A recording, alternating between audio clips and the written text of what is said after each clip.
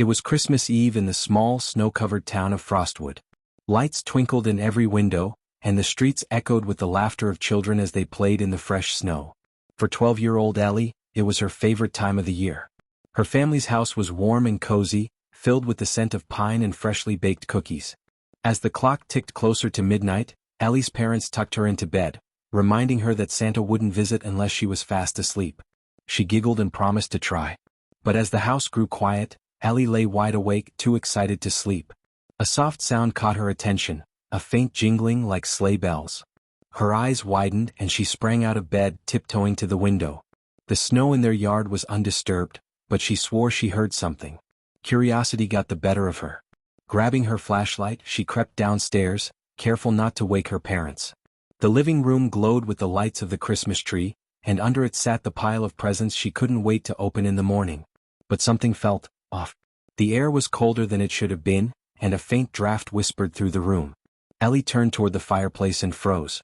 The stockings were swaying gently as though disturbed by a breeze. "Santa?" she whispered, her voice barely audible. No answer came, but the jingling returned, louder this time, accompanied by the crunch of snow outside. Ellie hurried to the front door and peered through the peephole.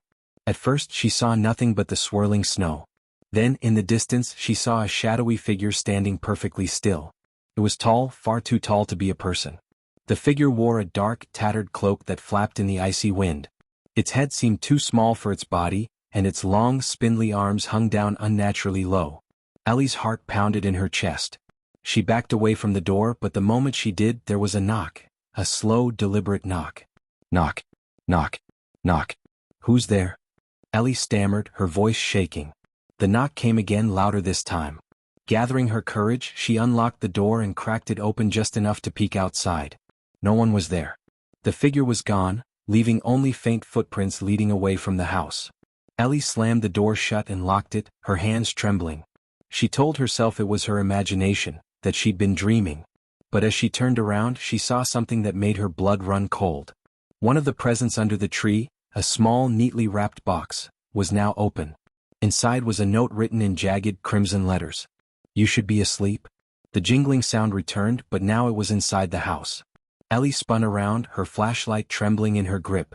The room was empty, yet the sound grew louder, echoing from the shadows.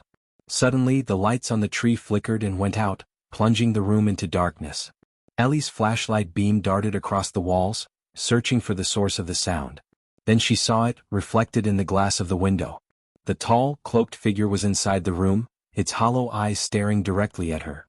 Ellie screamed and ran upstairs, slamming her bedroom door shut. She dove under the covers, her heart racing. For what felt like hours, she lay there, too scared to move as the jingling grew fainter and eventually stopped. When morning came, Ellie's parents found her curled up in her bed, clutching her flashlight.